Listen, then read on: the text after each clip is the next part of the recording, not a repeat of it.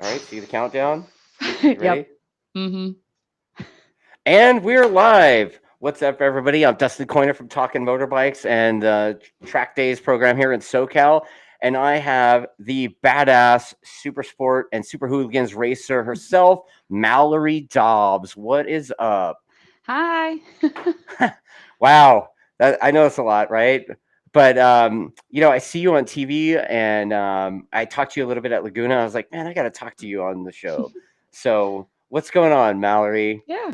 I really appreciate being on here. It's great, seeing all the other people that you've had on here, Melissa and Chuck Giacchetto and Ken Hill and all those, legends in the industry. So Oh, it's really an honor to be here. I really should you appreciate should your you time. really be saying that shit out loud? You know, Yes. Chuck Giacchetto's gonna lose his fucking mind over Yes. that, Yeah, right? I just watched like the first couple minutes of his like intro and you were like, Yeah, "Oh yeah, Fat Chuck." And I was like, yeah. "Oh god, that's the intro." Okay. Well, I mean, this show's real, right? Like, Yeah, this, this is like, if you want another, there's other shows out there, dude. Like, you know what totally. I mean? Like, Totally. this is mine, so it's me, right? So, That's valid. You can do but whatever you want. It is your own show. right, okay. So, obviously, you're super pro, and you're man doing super sport and hooligans. That seems like quite the chore. But I'm curious, like, what somebody like you does. Like, how do you get started in racing? Because everybody kind of comes from different backgrounds, and you know. Lots of different stories. Did you start out at like a 3-year-old, like some of the other people I've talked Mm-mm. to? I wish I did sometimes when I'm getting beat by those like 15, 16-year-old kids, and I'm like, man, this sucks. Getting into motorcycles was kind of a fluke, I guess. I showed horses from the age of 11 to like 20 some odd years old. That's what I did for a long time. And I dated a guy who had a motorcycle and rode on the back about a couple times, and I hated it. And it was like a older CBR 600, it was like 2012 CBR 600. It was a fine bike and whatever, but I didn't like not being in control of my own bike. So I bought my own, and then shortly after we broke up, and I kind of did my own thing, met some cool motorcycle friends, What and what bike did you buy? I bought an '07 R6S. So R6S. So R6S, it was like a what did you say? That's like a '04/05 with inverted R6, right? forks. Yeah. Yeah.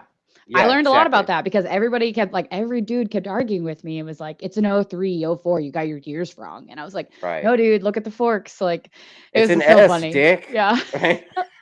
They're like, what is an Yeah. S? You don't even know what that is. And I'm like, oh my God. Yeah, it's like I mean, I've been supported by Yamaha now for 15 years, and that bike came out before I was with Yamaha. But yeah, I mean, it was sort of like they had a bunch of leftover parts from '05, and they're like, "Fuck it, we'll just throw an S on there," right? The thing that I heard was that everybody loved the '03, '04 so much they had to recreate it.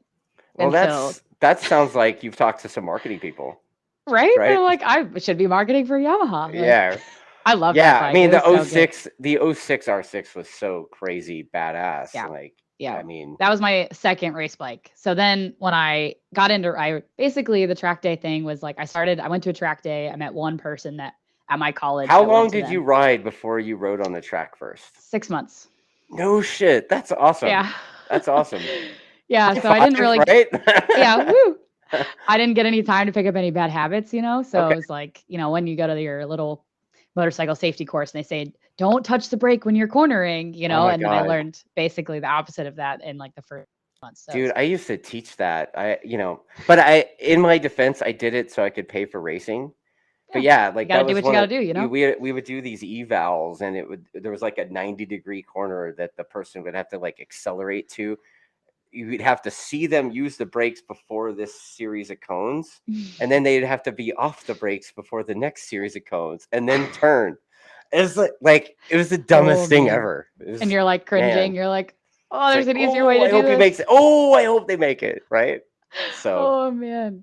yeah, Yeah, it was interesting. It was really cool I mean, it was hard to get into it, right? Like it was, oh, I had to buy all the gear and then like how do I get there, right? And so I always yeah, tell this story where like my dad has like a lifted Dodge 3500 Ram truck. It's huge.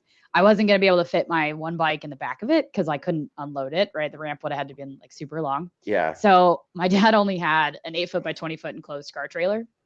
So I hooked up my dad's truck and trailer and put my one motorcycle in there.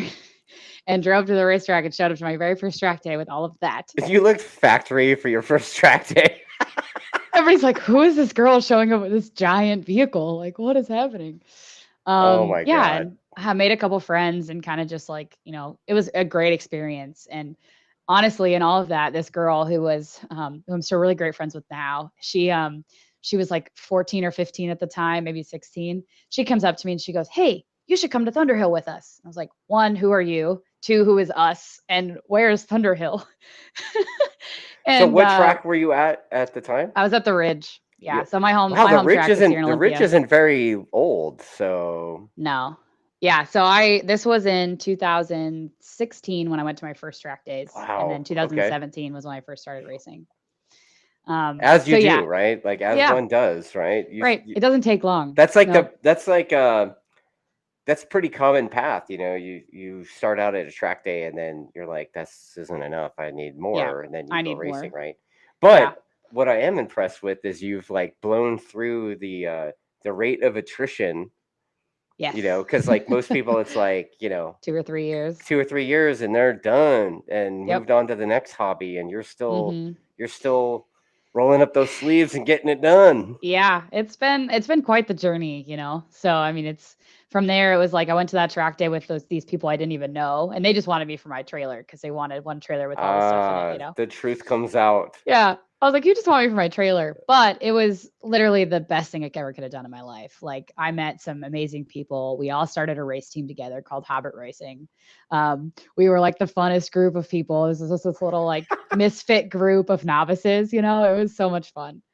And Wow. yeah, it's basically so I bought an '03. So then after I went to Thunderhill, I love that track, is awesome. I actually haven't really been back there since, to be honest. Oh, really? Yeah, I've just been so busy. Dude, they've repaved it and stuff since then Really? too, man. That Oh place wow. is, and then obviously they've expanded and everything else. The Yeah. Thunderhill is pretty, It was a cool track it's then, and I think it badass. would be even cooler now. Like I keep meaning to get down there and race an AFM race and just, have fun down there.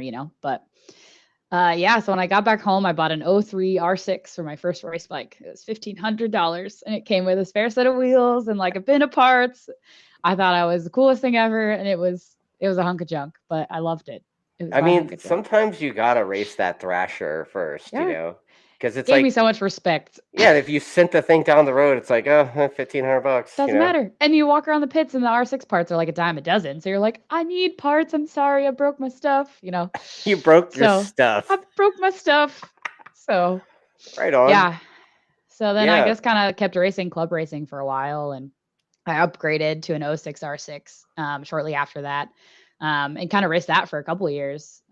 Even took it down to Chuckwalla, the first time I went down there. And that thing got me through a lot. And then I broke a valve spring on like the second round. We went down to Chuckwalla, and it was like, all right, maybe it's time for a new bike. And the aspirations had kind of changed. And at that point, I was So kind of thinking bigger things. you didn't think to just get another engine. You think you break a valve spring and you're like, I need a new bike. Well, so at that point, What I was kind of already, scumbag club racer are you? hey, yeah. No, so at that point, okay, let's back up a little bit. So at that point, MotoAmerica had come to the Ridge once for the first time. And Yeah. I was like, so when I showed horses, I went to the world show and I showed at the national level. So that was 2020. Yeah. So in 2020, when they first came, I was like, I really want to do that. Like if, they're going to come to my home track, like I want to try to do the national level MotoAmerica stuff. And so at that point, I still had my '06 R6, and I was contemplating what path I was going to do, if I was going to race this really old, antiquated R6 at MotoAmerica, or if I was going to like go all in and like spend a bunch of money and buy a new bike. And so the alternative was just to buy, and that wasn't my first thought. Like we did rebuild it, and then I crashed it at Buttonwillow, and then put a hole in the radiator, and then tried to fix it and didn't, and then basically blew the head gasket. Well, melted the entire engine because I was trying to fix it and didn't. And yeah, so didn't bode well. So then on my way back home from Sounds like California, you're doing a lot of learning. I was doing a lot, mostly the hard way. So at that point I had met Chad Sutton at PCP Motorsports through Riser, and I stopped on my way home from this trip that I had made to California, and I picked up a brand new ZX6 from PCP Sacramento.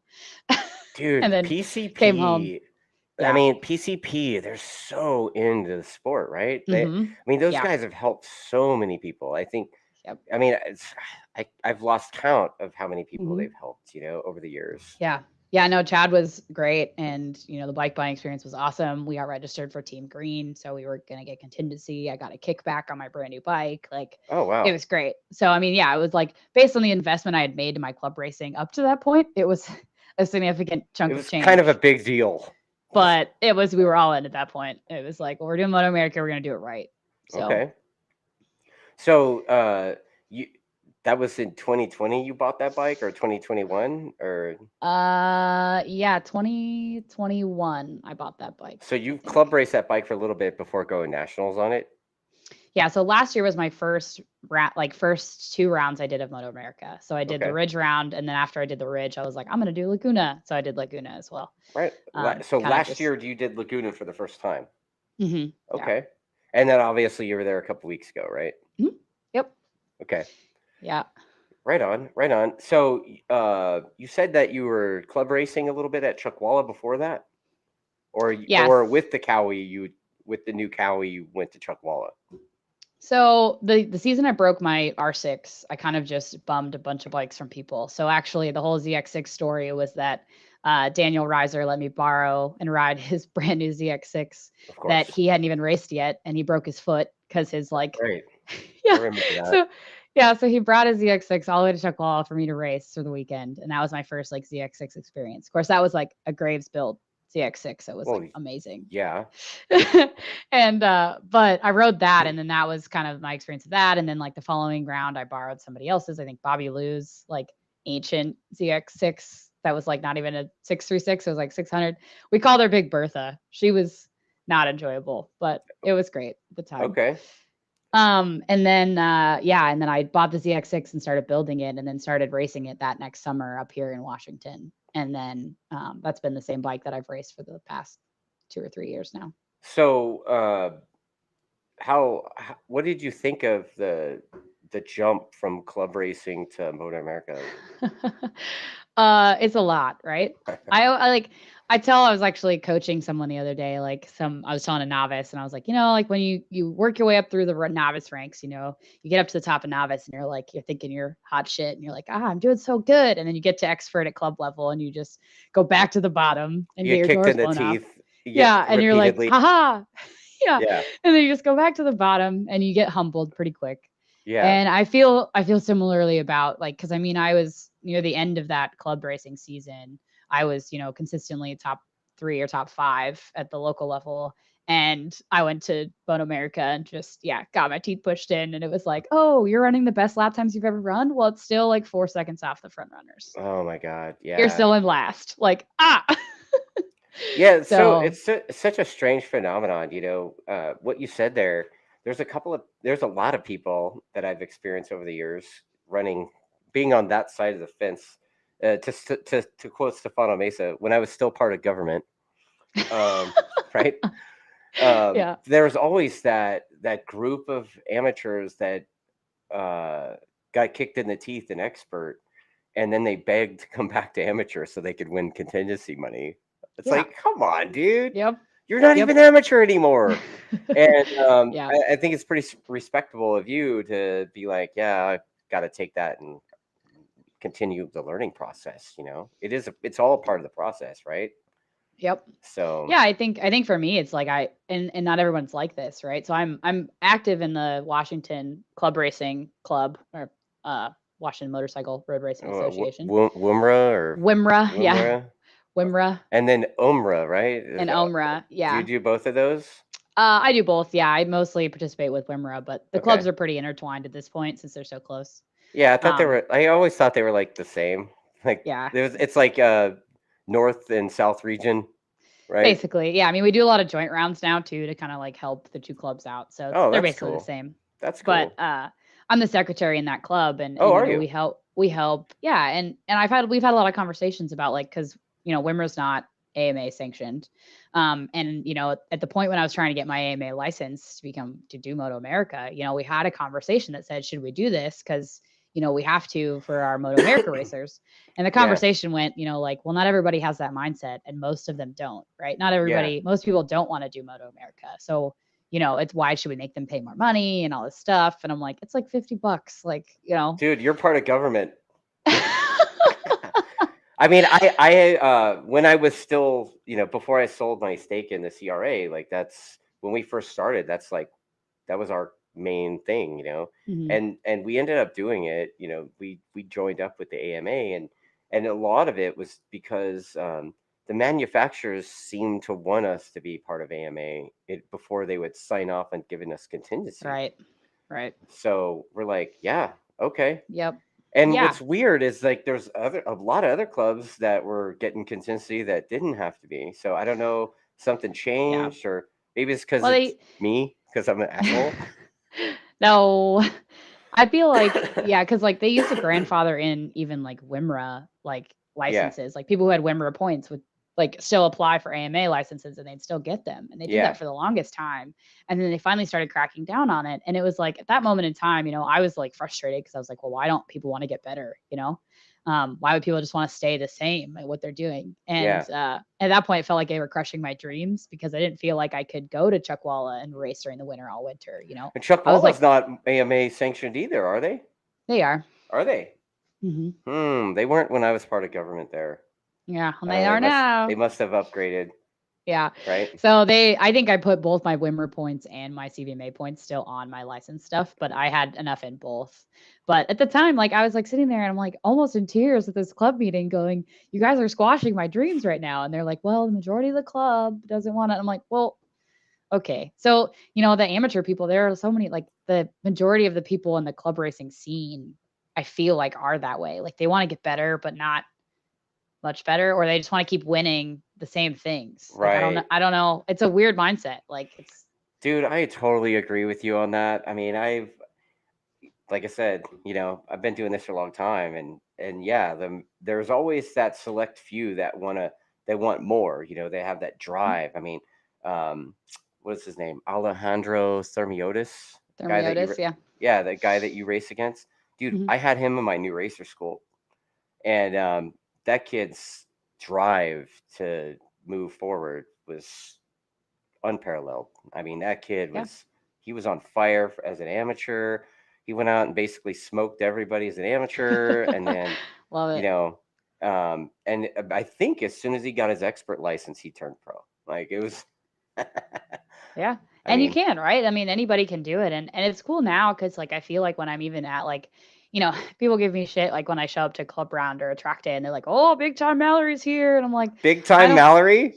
yeah, and I'm like, I'm not big time. Like, I feel normal. Like, they're just like, Mallory's too cool for us now. And I was like, no, like, I would love to be here all the time, but I also have a day job. So, Yeah. it's, but it's interesting because people ask me a lot of questions about how it's going and how I did it and what it costs. And I'm more than happy to provide that information Well, because let's that's part of share what's some of attainable. that stuff Okay. because you Yeah. were okay. So you got what do you do for a day job? I'm a civil engineer. I'm a project manager at a private engineering firm. Okay, okay. And so Yeah. they're apparently cool with you taking off all the time and going racing and all of that Yes way and cool no. hobbies that you have.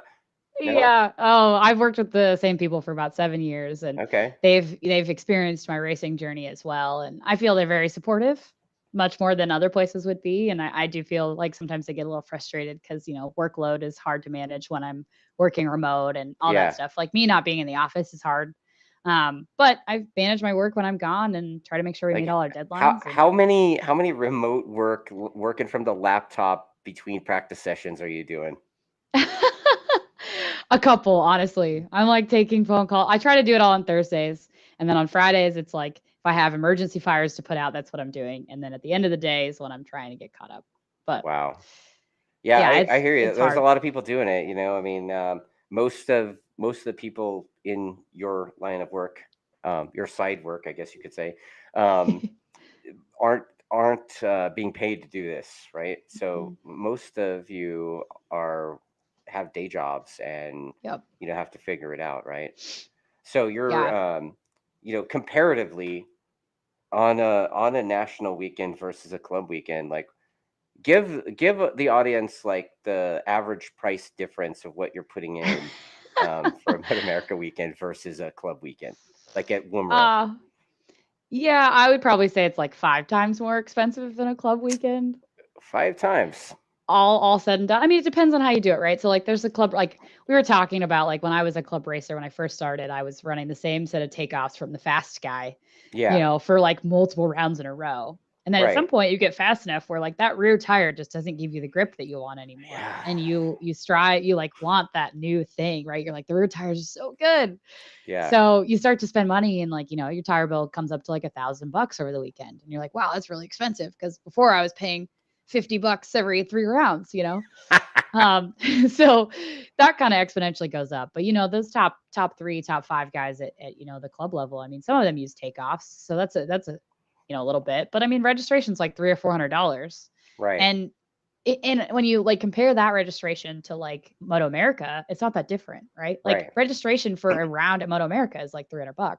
It's not the registration that's the money, right? Right. It's the registration, it's the logistics. Like if you're doing a round away, it's like the transport costs, it's the flights, the hotels, and then your tire bill. Like my tire bill now is like $2,000 a weekend. I just like I can't justify being there Is at the that national level. $2,000 a weekend? Are you burning through your amount of tires that Allotment. you're allowed to get for the Not weekend? Or always. okay. No, I'm probably running like 8 or 10 tires, and most of the time they give you, I think, like 12. So they don't So have it's you pretty don't have to close. buy all you don't Nope. have to buy the whole allotment. Nope. I've always been confused by that. No, So you can. It's just that's the maximum amount of tires you can use over the weekend. okay. So if you're Yeah. like, I didn't like that one, and it's like, okay, you just burned a sticker, right? Exactly. Yeah. As soon as you take that tire out to the racetrack, you've used a tire allotment, regardless of how many laps you do or Right. whatever. Do you start your weekends off on takeoffs or anything from the previous round? I try to, yeah, especially for like the practice session, but Yeah. it's hard too because like a lot of these racetracks for me this year, like I don't know any of them. So, that track time is critical. And if I'm having to manage or think about tire management, sometimes it's like not necessarily the best. So sometimes we Okay. just go out on news just because it's one less thing I got to think about. So But your club weekend, you're looking at what, $1,500, and yeah, then your Moto America weekend, you're looking at $2,500 plus travel and yeah, everything else. right.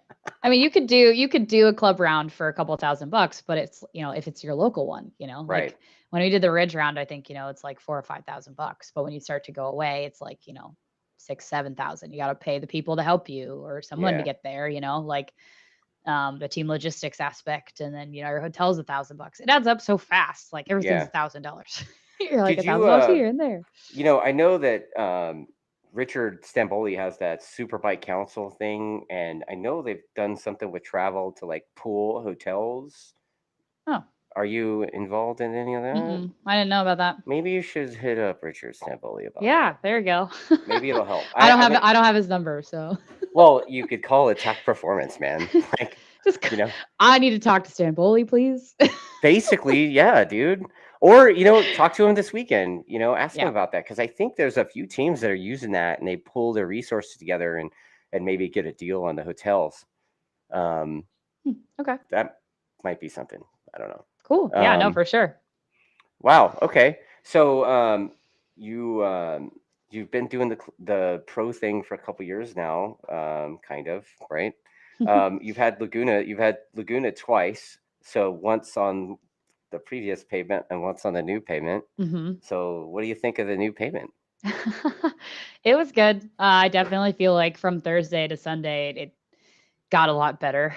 It seemed It like was it. the Thursday day, like everybody was like, "Oh my goodness, it's like it's bad or whatever," and they were just giving these like negative like descriptions. And I honestly like I was talking to Owen Williams about it and his dad, and I was like, it just feels really actually like vague to me. Like it doesn't really feel like I'm riding on anything that's talking back. Like it Yeah. was just like I was kind of like riding on it.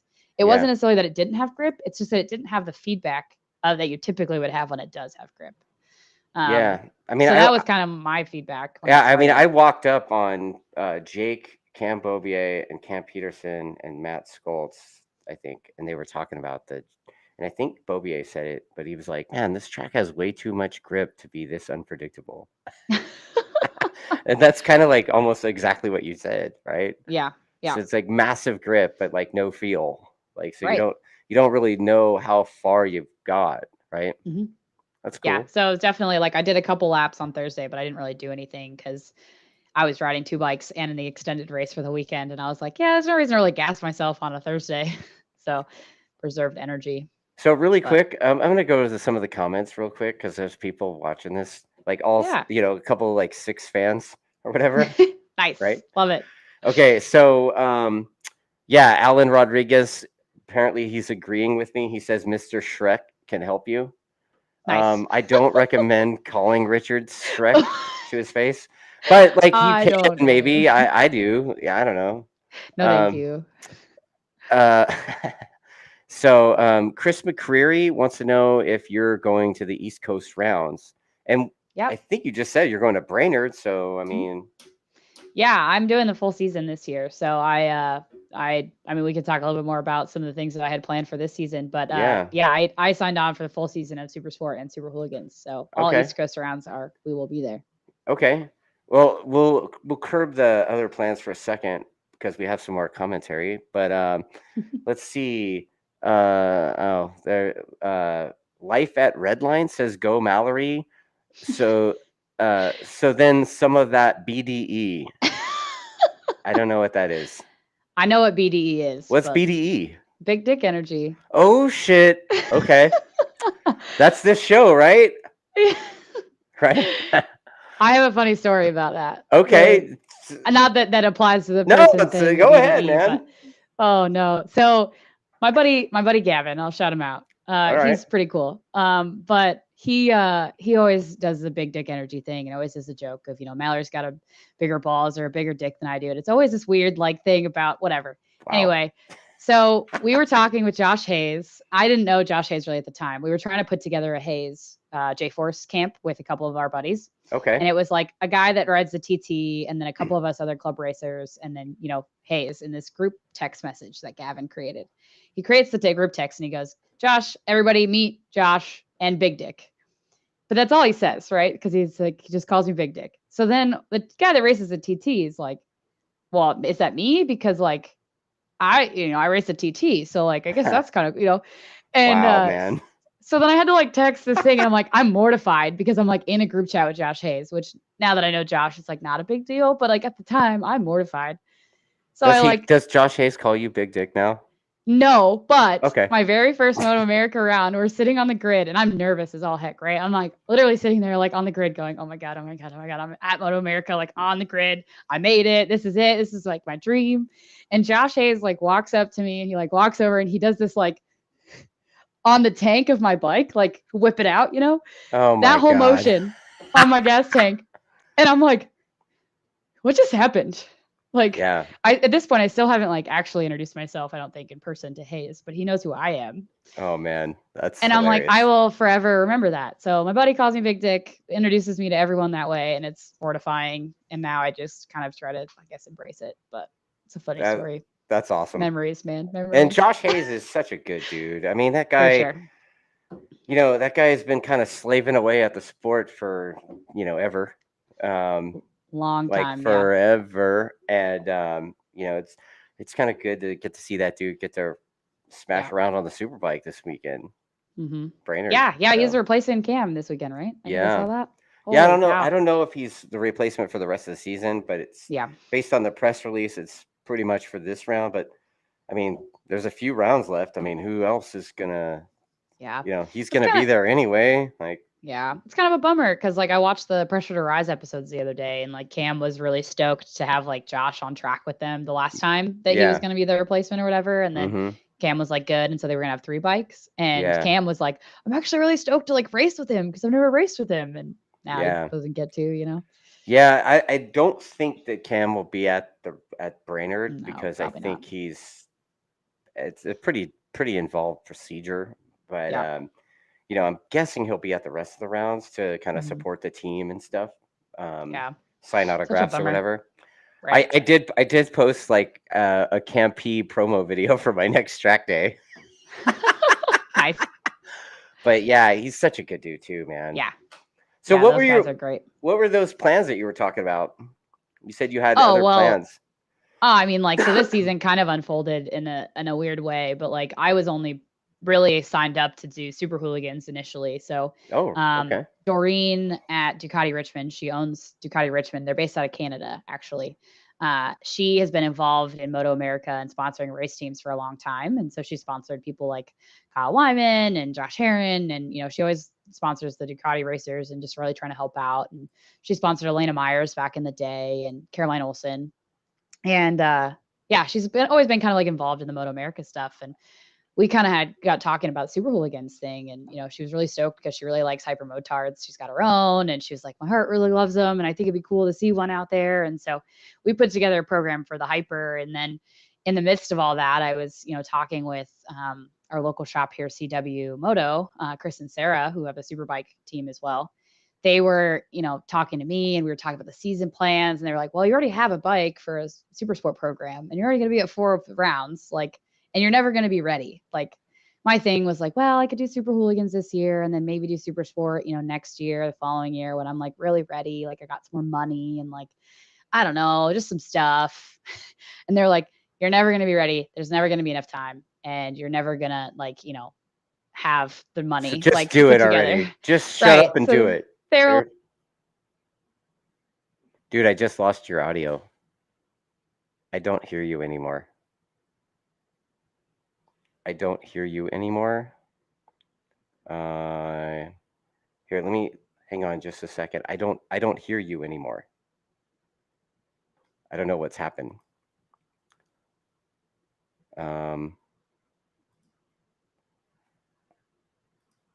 Yeah, I'm not hearing you. Okay, I heard a beep. Bummer. We've lost audio, unfortunately. There we go. All right. I think it was me. Can you hear me now? Yeah, I can hear you now. My headphones died. I was kind of like freaking out. I was like, dude, it's not me, is it? Like, I know. I thought it was you, and then I was like, oh, let me check. No, it's not me, man. It's you. Right. It was me. It was definitely me. Yeah, so back to what we were saying. That crew that said, hey, you're never going to be ready. You might as well just do it, right? So walk me through that. Like, yeah, so I mean, I kind of joined forces with them to figure out some logistics planning and some transport stuff. Because I mean, one of the biggest, hardest things to figure out is the transport stuff. Like, who's going to take your stuff across the country for the whole season, And so we kind of did that. They helped me build my bikes. They, helped put together spares packages. I had a lot of parts already. A lot of people came together to make it work. It's Don at Superbike Underground, who's been helping out, this in the MotoAmerica paddock for a long time as well. Lots of people like Dave Lanigan helped build my engine. Like, a lot of people came together to really help put my program together. And, at the final hour, the 11th hour, my bike's finally getting loaded with the engine that we hope runs, like it was very stressful. But I jumped in head first and said, this is what I'm going to do. And, since then it's been a little stressful, right? Managing my own team and 2 bikes, and the logistics of all of it has been very stressful. 2 completely different bikes. Yeah, for sure. And so it's cool because it's like the Super Hooligan stuff is new and exciting and people really enjoy watching it. But my heart lies in Supersport because I'm really competitive, and that's obviously where it's a little bit harder. The competition's harder in Supersport, Okay. But I do enjoy both of them for different reasons. It's really cool to get the exposure and ride something different and just be able to people are like, oh, I have a hyper. Like, I never would have thought about taking it to a racetrack, and kind of that's the development of it. Like, no one's done a lot of this stuff, like the ride height on that thing is so tall. It has like 900 millimeters of travel in the forks or something crazy. Right. And it's like, it's just like not really made for that. And so having that bike's kind of made to like do wheelies and burnouts pretty much. Right. Yep. And the Super Hooligans is such a weird class because it's like there's a million classes within the Hooligans class, right? There's like the air cool thing and like I don't even know. I don't even know. It's been interesting. Like, I mean, my Super Hooligan seasons didn't start off real great because at Daytona, I like crashed in someone else's oil that like 2 other people had crashed on. I hate it when that Um, happens. Literally in the first 3 laps of my first time on the hyper and my first time at Daytona. So Yeah. I was a little angry about that. Some guy lost his oil fill cap on his like Harley thing. It was like, this big of a oil Oh, filter that's cap. when they brought out that. That's the weekend that Richard and I were talking about. I think Will Morton came up with the term, but with the bagger pace car, right? Yeah. Yeah. Yeah. It was, and so like basically he had like, he lost his cap or never had it, and then went around the banking and got oil all over the side of him and his bike, and then went to tip into the chicane, the right hand side, and just went whoop. And then in the slow-mo video that MotoAmerica posted, that shows oil going blue out of the bike and like almost catching on fire as it's sliding across the Oh ground. man. And then they just pick it up, and then little David Kolstad crashes in it, and then I crash in it like 30 seconds later, and then I'm like, what? What is happening? Who that? Who there? What is going on? Yeah, it was a bummer. Oh So man. that was my first So experience. somebody's let's see, who is it? Tony is asking, could you pick a favorite between the 2 bikes? Oof. Oh man, that's hard. You can't. You got to be real, man. Don't give me I some know. I'm bullshit being real. answer. I'm not. Okay. Yeah. I mean, I still love my ZX-6 because it's like a race bike, right? It's a Yeah. real race bike. Yeah. But something about like going, like dragging a foot peg and dragging your toe on the hyper, and like it's just so much fun. Like I gridded that thing up at Chockwalla, and they only would let me race in the open class. So you've got Corey Alexander on pole sitting there, and I'm in the back just like like standing all upright, barely touching the ground because I can't, I can barely touch the balls of my feet. And getting people on the start was hilarious because you're passing some like 1000s and whatever, and you're just like, haha. And then they're like, why is this thing passing me? It was a blast. And I'm like I said, dragging my toe, and like it's made me a better rider in the sense of like realizing what you can do with so little or so different, and then like almost when I ride this like the hyper and I go to the ZX-6, it's like, wow, this is like my bike brakes so much better, or like, wow, I could go so much faster here because like why I was doing that on this bike, right? Like Right. we joked at Laguna, like I went, I was talking to my crew chief for the weekend, and he was like, you gotta stay pinned over the hill in turn 1. And I was like, I don't know, that sounds really scary because I still wasn't doing it, right? And it's like, that's free time. And, I was like, all right, let's try it on the hyper first. And then of course I do it on the hyper, and the hyper is like fine, right? It's a lot slower, but it also wheelies like straight up over the hill. And I'm like, I was gonna ask okay. you, like, did you get the rear wheel off the ground a little bit too, or is that just the big bikes? No, I don't think so. I don't know. I was going that fast. Yeah, the big bikes. I mean, even at a track day, like my R1, it was like the rear wheel, like Wild. the front end kind of comes up, and then the rear wheel kind of does that number, and you're Yeah. just like, oh shit. And like I heard Gagne talking about that, but I'm like, I didn't think it was going to be like happen to me. I thought it was just them, but yeah, it's gnarly. It's Yeah. I can It only was imagine on a fun. goon bike like that hyper motard thing. Yeah. It was great because then it was like, well, I was braking too early. And then when I started going faster over the hill and I was trying to brake too early, it was bad because it was like I was still wheeling almost before I was like trying to start braking. So the front end's like wiggling because it like hasn't even settled. So then I was like, all right, now I have to wait to brake. You're like, no, that totally worked. Now that's my line. I'm gonna wheelie every time. Yeah. Right? And then I was like, all right, we can do this. We can manage it. Right on. So it's, And I mean, it's and been when a you learning got to the experience. 600 was quite a bit quicker, right? So Yeah. you were able to for sure. to go Yeah, we were able. stick. I mean, we were not to toot our own horn or anything because the bike is fast, not me. But we were the fourth. We had the 4th fastest trap speed in Supersport. And Riser says, "What's up?" Thanks for watching, Daniel. Miss you at the track, you loser. Miss you. Damn quitter. Yeah, He's a quitter. Selling houses and buying Corvettes. Yeah, he's selling houses. Airbnb talking about doing track days in Corvettes and that kind of thing. Boo. I know, right? We'll get him back. We'll get him. I mean, look, you're racing nationals, and he's like hanging out in Corvettes. So I don't know. It's awesome. Yeah. All right. So you do have Brainerd coming up. So what's your favorite track you've been on MotoAmerica circuit so far? I still think my favorite is the Ridge. And even though it's like my home track, like it's got like the tight turns, it's got a little bit of a straight, it's got the elevation, which is fun. Lombard It flows Street. really well. Lombard Street? What? Yeah, that's what I call that fucking whatever the hell you guys call that thing. It's exactly like Lombard Street in San Francisco, minus Oh, the where it like houses comes and planter down? boxes. Yeah. Got it. Like put houses and planter boxes there, that's Lombard Street, Love it. Okay, got right? it. Yeah, I actually don't know. I think they call it the cork. They don't call it corkscrew. They call it the That's the waterfall or something. What is I it? don't even remember. We don't really call our turns anything. Like that was always weird to me when I went to Button Willow and I was like, "What turn did you guys do this?" And they're like, Phil "Riverside or Hill. Phil Hill. Sunnyside or yeah." And I'm like, "What are these turns?" Like 1, 2, Yeah. 3, 4. Like I don't. Yeah, they name But Buttonwillow, all the turns are named. I don't know what the yeah, it's new weird. tracks turns are going to be named, but man, I It's too actually have much. I have a staff guy that's on the TrackDaz program, and this guy's name is Sean, and he's an older guy. Like he's like a hot rod car, like roll up the sleeves, blue collar dude, and he talks almost exactly like Mike Rowe. And I found out today that he wants a corner named after himself at the new track at Oh Buttonwillow. no. And I'm like, how the hell do you think that's gonna happen, dude? So I yeah, love it. I love it. yeah. So So the Ridge, huh? I think so. I mean, like Laguna is fun too, but like I haven't quite figured out Laguna yet. Like it's still like I'm still struggling. I feel like we hit 32s this last weekend, which is like not super. That's not that great. Um, not in like the Moto America sense, you know. And Right, so we're still kind of figuring it out. So we've got a love hate relationship there. right But on.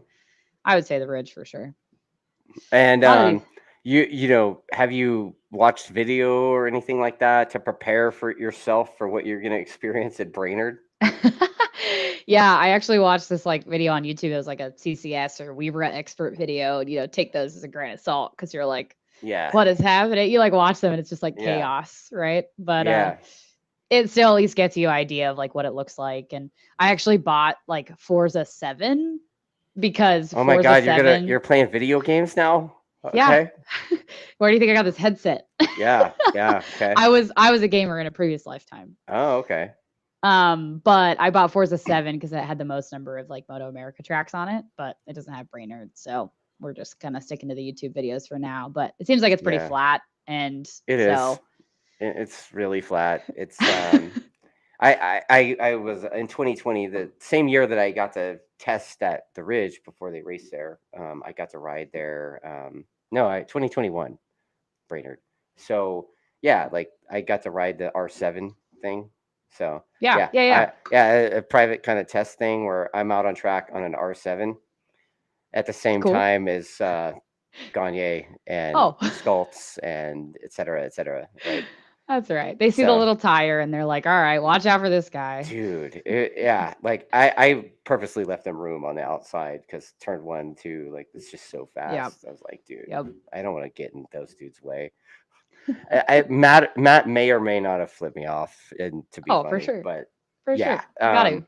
But the one thing I did notice, and I've talked about this before on the show, but like there's a lot of walls there, and Mm. but it's got character, like old school character, like Yeah. fast, super duper So fast. So we have a track like that here, like in Kent. It's called Pacific Raceways. It used to be called SIR. It Yeah, has a drag strip.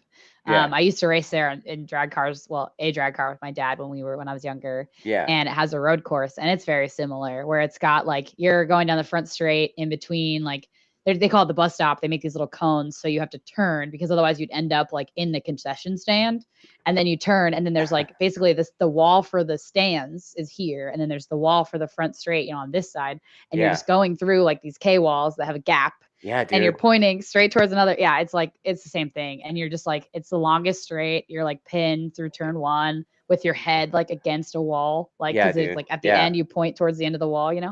So I feel like in a sense I'm You're used to going that. you're going home then because like Yeah. what's cool is like, well, I don't know. It would be cooler if they had the original one, but what you're describing right now sounds like the original Brainerd, where it was like you're like rowing through the gears down the drag strip like forever. You're like Hmm. on the pin in sixth gear, and they literally just go like through the gap. Yeah. It's like Yeah. dude. So and Yep. turn one at Brainerd was like legendary. Like if you could dig up, there's some old YouTube videos from AMA races back Hmm. then. Oh my god, it was crazy. But Yeah. this new thing, it's like you go through turn one and two into three. It's pretty quick from turn one to turn three. I mean, Yeah. and then you come back and you go through this other section and you have this like carousel thing, which is interesting. Yeah, it looks weird. Like, I mean, the whole like, there's like 4 90-degree turns. You're like left and then like right and then left. And then you have your little carousel thing. And then you got like this weird braking at the end of The it. So you just come chicane, around it's like a forever. chicane. Yeah, Yeah. yeah. And then you're just like, oh, I got to brake now. Oh, Well, you know why the like, chicane is there at the end of that so loop you don't thing, hit a right? So wall. you're Like, not pointed at a wall wall. directly, Yeah. like you're Yeah. parallel to the wall now, right? Oh, nice. Yeah. Love Yeah. that. So there's a couple of weird things like that up at the track, but and being like a SoCal desert rat or whatever, like we don't have any walls or anything like that. Or, but then again, when I went up and rode the ridge, I was like, dude, why are those trees so close, dude? Like, Yeah. I mean, you know, the worst thing at Chuckwalla is that you get high centered on like a bush desert, which I've seen right. someone do. Yeah, yeah. I mean, yeah. We had a Red Bull kid several years ago. His name was Gabe. Oh, I'll talk shit. I don't care. G3, Gabe Hernandez the third. He took our brand new R6, had 200 miles on it, and I don't know if he false neutral or what. We were going counterclockwise, and he ended up. It looked like Nitro Circus, basically. Like, I mean, it was just like Superman. Like Oh the bike was no. like 30 feet in the air, dude. Like, so yeah. I mean, that's pretty No. rare. At a place Yeah. like Chuckwalla, there's not really a whole lot of places to hit or anything like that, and the No. dirt's pretty. It's not like you're gonna get beat up by boulders and shit on the Right. runoff at Chuckwalla. It's pretty safe there, from that perspective. But Yeah. yeah. So yeah, Brainerd. And yeah, I talked to I talked to Cole King last week. He's like a Harley dude, and I guess they're gonna race the baggers this weekend as well, right, at Brainerd. Hmm. And I was like, yeah, dude, let me know how many times you get, or let me know when the first time it is that you hear "You Betcha," right? In Minnesota? Oh, dude, like the locals Minnesota? there, Yeah. the locals at the racetrack. I Yep. was when I was there with the team to test. I called my wife immediately, and I was like, "Oh my god, you are not going to believe what somebody just told me right You now." betcha. Yeah. Yeah. Yeah, They're definitely I've spent a little bit of time in Minnesota and been around yeah. some natives there, and I've yeah, heard the it's fans are awesome too. oh So good. That's yeah. good. I was So I'm yeah. surprised you didn't like. I'm surprised you didn't say Road America. It plays Kind to of my disappointed in you strengths. for that. I mean, come I on, know. dude. It plays to my strengths too. And that was actually the first racetrack I got weighed at. Like I was in line getting weighed because they were like concerned that I was under the minimum. So yeah, it was I mean that definitely like the straightaways and stuff there are pretty fun. And like same thing, you have the little like curve at the end, you're just straight pinned, and then he's like, oh, downhill, second gear. It was a fun track. I don't know that it's my favorite though. But I mean, Okay. I learned a lot there. It's cool. I got to learn how to use my rear brake. I'd never done that before until then. So Okay. I never really had a Um, reason to. I've got some questions coming in, but I want to ask you, like, Yeah. you're doing a couple of different classes. Like, have you changed your fitness program or anything like that to like get through all those laps that you got to do on different bikes? Stay Yeah, focused. so I've been using Ethan Chaplick, who is with Southern Pride Performance, who does the coaching and all the performance stuff for Cam and um, Jake and yep, yeah, a lot of those guys, right? He's kind of made his way in the paddock and worked his way up there, and he's doing awesome work. And so we kind of connected last year, the year before, and so I got put together with a program with him, and so we kind of tailor my my faults with my exercising because like I'm okay. Like cardio obviously is always something you work on, right? I've been bicycling, that's been a training thing that a lot of, motorcyclists do. So I've been doing that. And then, I have a lot of issues like with upper body strength, really. So we've been doing a lot of upper body strengthening to work on that and then my endurance because that's really what normally holds me back. So Okay. we've been doing a lot of that. Yeah. And have you had to up that because of the multi-class thing, or? We've been trying to, but honestly, like out of all things that I've been doing well at and terrible at in my program, I would say that the exercising part is probably one of my downfalls. We have a full-time job and the logistics planning and the travel and track days and coaching and all that stuff. The exercising definitely falls to the wayside. So, I replaced it with more motorcycle riding, I guess. I Right. guess that's good. But Yeah, I mean, I talked to Stefano, and he says like he just races every weekend. That's how he trains. Like, yeah.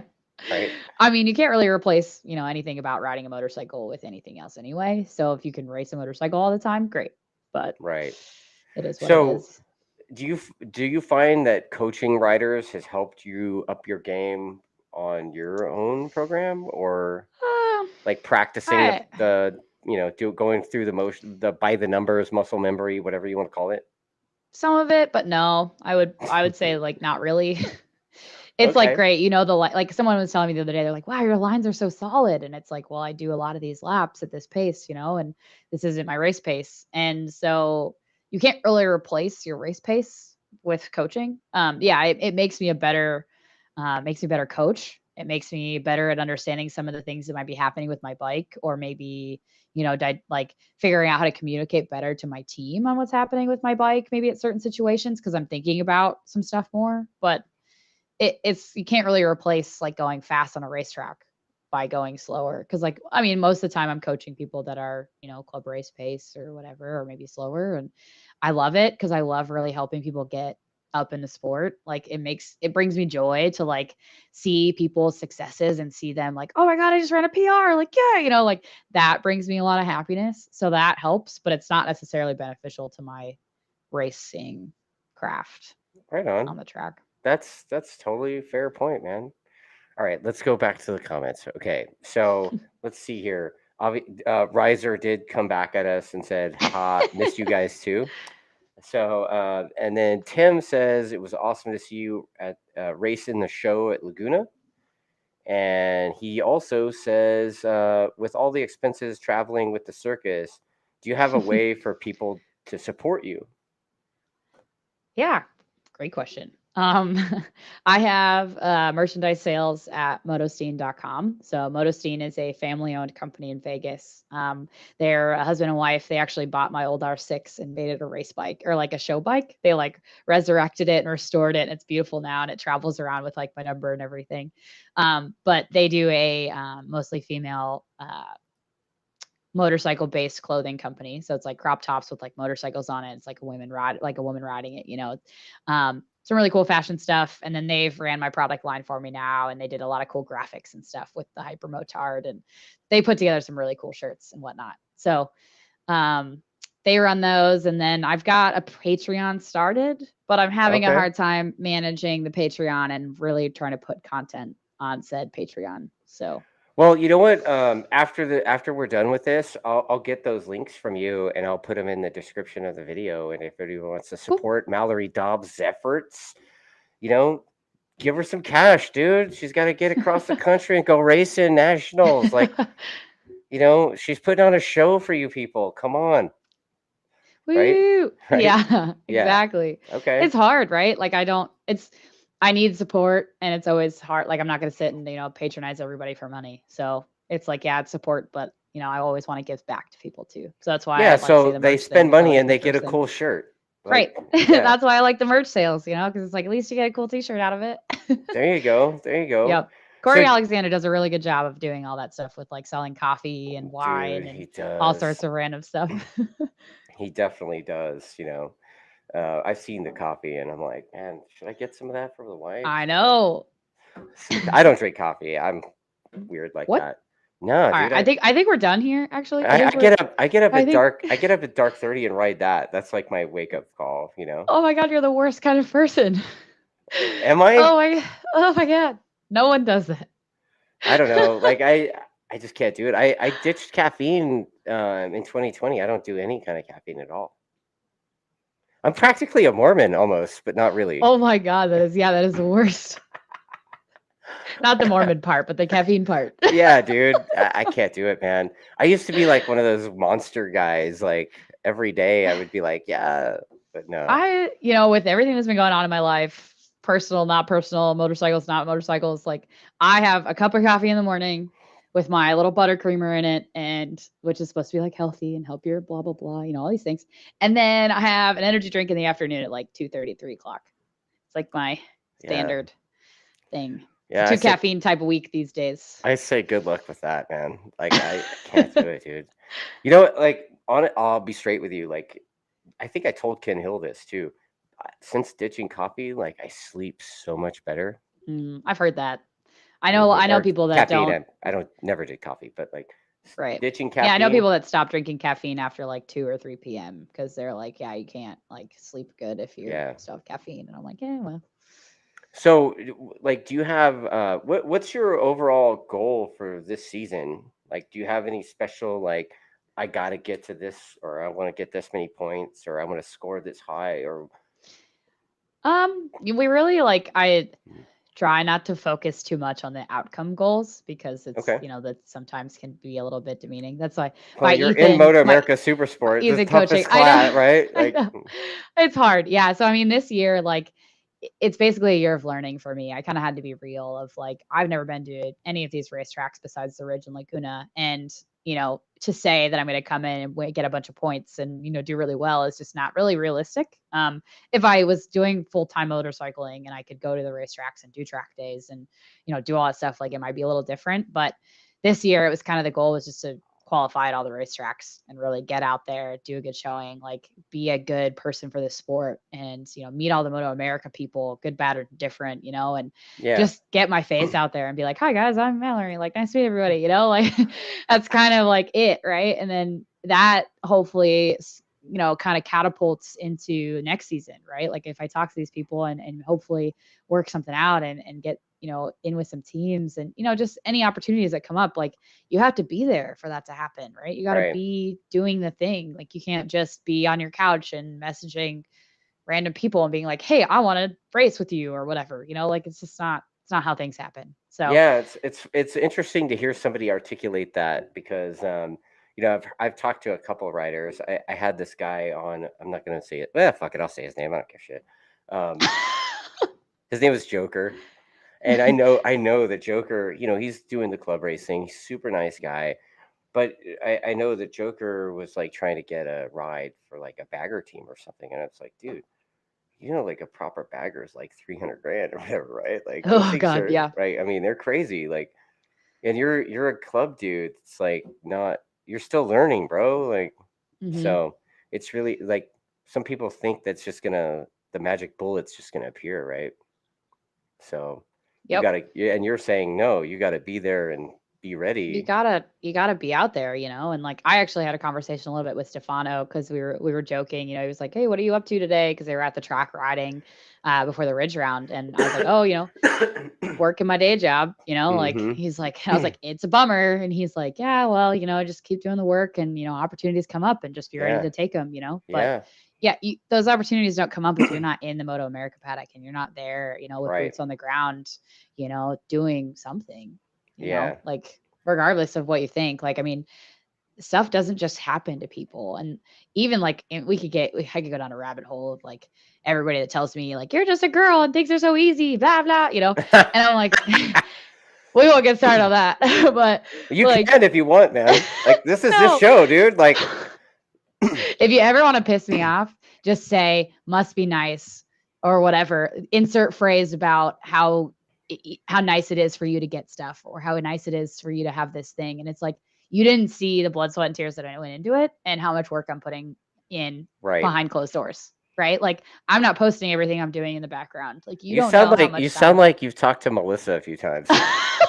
We're actually very similar in some ways. Like we get along in a lot of levels on that whole front, right? Of just the like females in motorsports thing and the Yeah. vibe around it and all that stuff. And it's like all I want for people to say is she's fast, not she's fast for a Dude, I think girl you're a or badass. I blah mean, blah blah. dude, you're And 32's on a 600 at Laguna is pretty legit. Like, I'm a club Thanks. guy, so I'm like, holy shit, that's pretty fast. Like, I mean, Yes. Again, it's like not fast enough, but right? I Yeah, get it. fast enough to be competitive in club races. Yeah. Yeah. Really competitive. I'll just come back to club racing, right? I can You're just win right. some Yeah. championships. No, but the thing is, like, you're doing it and you're putting in Yeah. that effort, and and you're reaping the reward from it. You're definitely seeing improvement from where you were, right?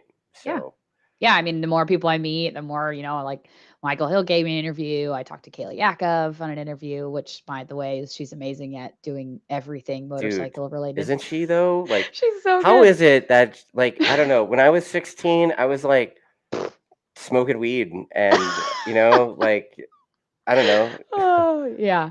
Yeah, shoplifting, like, I, she's playing football, like, trying to score with chicks. Like, yeah. she's so switched on with motorbikes. It's Yeah. crazy. Like, how, Yeah. her rider IQ is like through the roof, right? Mhm. Yeah, you talk to her and you're like, "I don't are How you are you? like 30?" Like, Yeah. you talk to her and she's just so mature and like well-spoken and like understanding of everything in motorsports. And yeah, it's insane. Um, but So, but talk to being in me. the paddock has been cool. So, talk to me about MotoAmerica. I mean, I had a pretty colorful show after Laguna, but I mean, it seems like there's been some weird stuff with MotoAmerica all season. It seems like they've gotten better. I know that Richard really was heated about the communication thing, and I Mhm. guess emails have been sent out long before Brainerd now, and like, hey, is there anything we need to sew up? Which is great, but it's the last minute announcement on Thursday, and just Yeah. overall things like that, like the track limits thing and whatever. Mhm. What's your perspective and take on that kind of stuff? Um, I've had my own little personal experience with some of the weirdness about America. So, I got yeah, so I got in trouble for riding at a track day on the Friday before the Wimmer round, which was the week before MotoAmerica. Um, so the Friday before, I rode a track day with a student, and coached on my R1 street bike.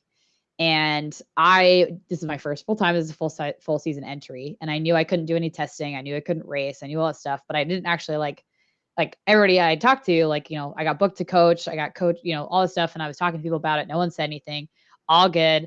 Then of course I get a call from Sean Bice that's like, "Hey, you rode the track or you raced at the track," and he was like, "Can you give me your input on like the track surface? Because they did a bunch of improvements."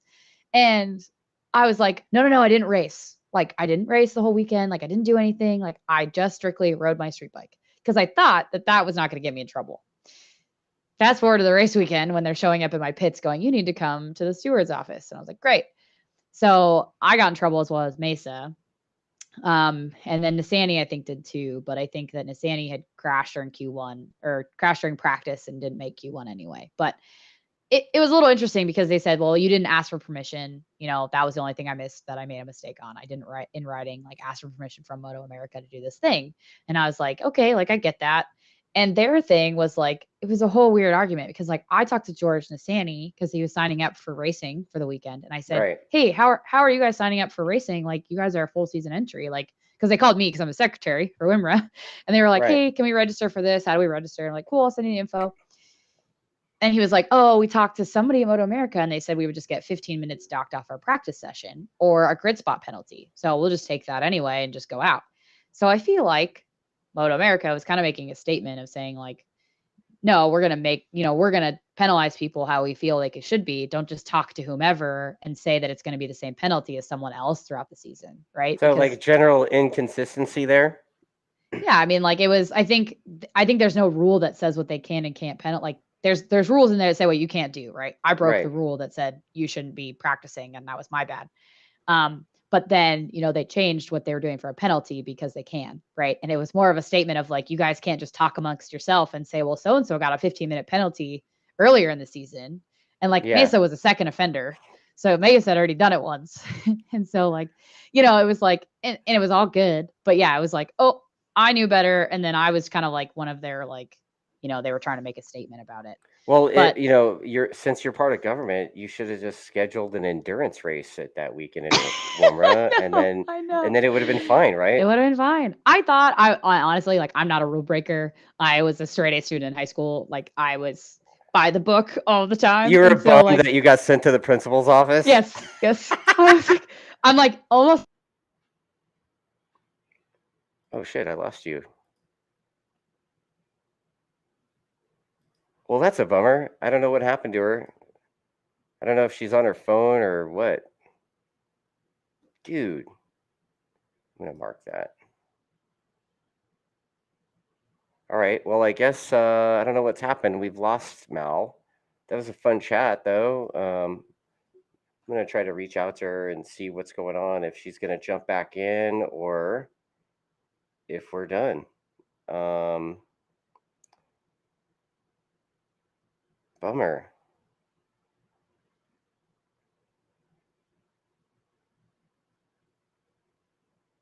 I'll give her like a minute or so.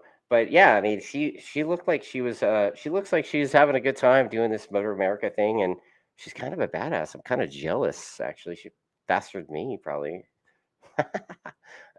But that doesn't mean anything. I'm just some club old guy. Um, I think I'm gonna wrap this because she's not coming back. So that's a bummer, but we're a little bit out over an hour in anyway. And let me see one more. She says she's seen it.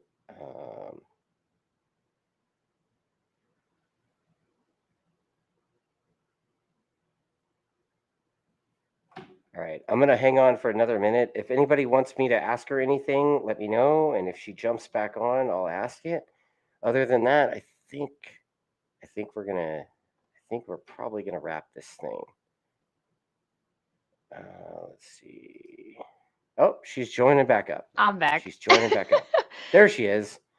Sorry, my router I think is dying, and so I'll randomly just decide that I don't need Wi-Fi anymore. So. Oh, okay. Well, that's always good in the middle of a Yep. show.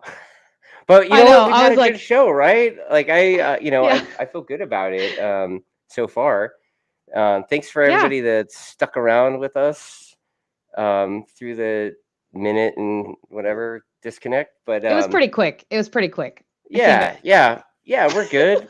Totally good. So yeah, okay. Where were we? Talk about how I was crying in the principal's office because I Yes, don't like you're getting in crying. trouble. Okay, so like that kind of stuff is it's kind of irritating, right? I mean, you spend all this money to do your thing and like you don't get a clear answer from people and you know, I don't know. I've seen some things that are pretty disappointing this year from that perspective as like a supporter of a team that's in Motor America. Yeah, And I totally understand Richard's frustration there. He for did sure. he took it a little personal, I thought, but at the same time, Yeah, the way the article was written, he kind of went after Sean Bice a little bit, and you know, I I actually heard them talking about it on their podcast, so I'm like, wow, man, like people are watching this crap, right? hmm Um, but yeah, Carruthers basically kind of went on there and defended Bice, but hmm they didn't really talk about the fact that Motor America has kind of been fucked up with communication and that kind of thing, and didn't even address that. Just addressed, Richard kind of going after Bice, and Bice, he's a marketing dude. Like that's what publicists fucking do. They try to right. stir up eyes. That's what his job is. You know, so Yep. it's Yeah, I mean, it's some of the stuff that, like, some of the communication, the way things are handled feels like club racing stuff, like, yeah, it's just not dude. like you just don't expect that at the national level. You're like, I don't want to see any of this. I don't want to hear about it. Like, if we're at Yeah. the national level, that should be like, I shouldn't even know. Like, there's just some things that like just feel odd for sure. And like that's just even me being like not even really that involved, like Well, see, the thing is, you're government and your local club, so you kind of know what the other side of the fence looks like. Most people don't. yeah. I do because I've started two clubs, right? Right, right. Yeah, So you understand. Yeah. yeah, like I totally see that stuff, and I mean, for a professional series like that, I mean, it's like, come on, guys, like do better, you know? So Yep. that's kind of where Do I'm at. better. Be Yeah, better. yeah, do better, man. Like, be a pro series. Don't, come on.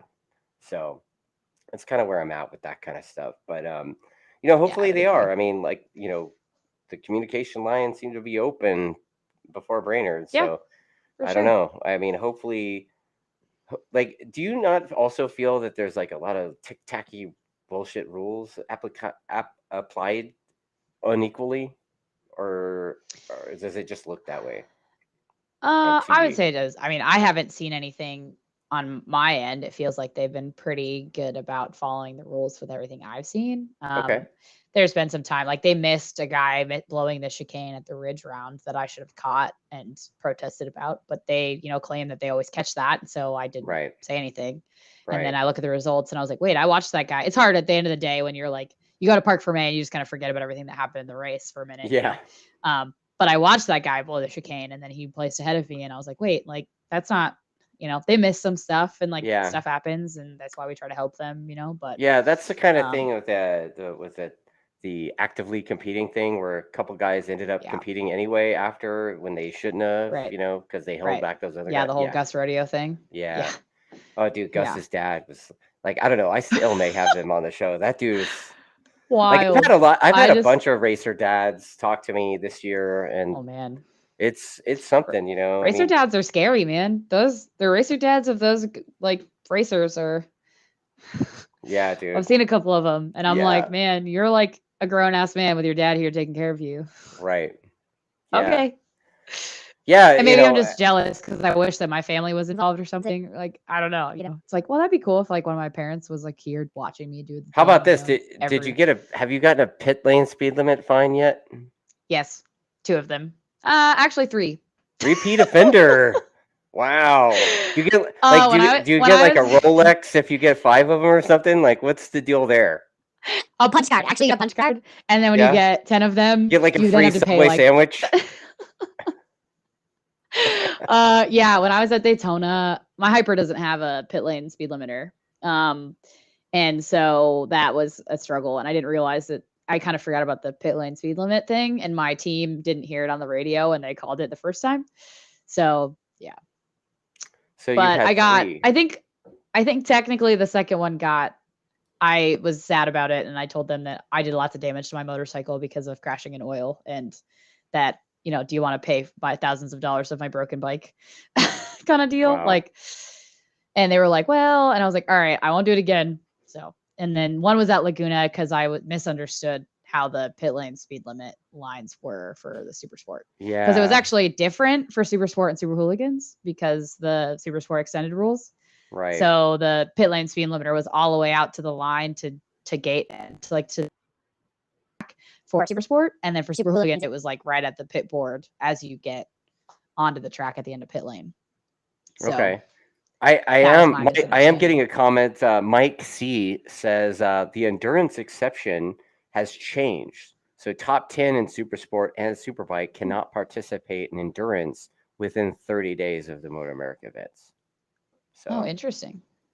I guess Well, I don't have to worry about previously that. that top 10 shit wasn't there before. Yeah, So that makes sense.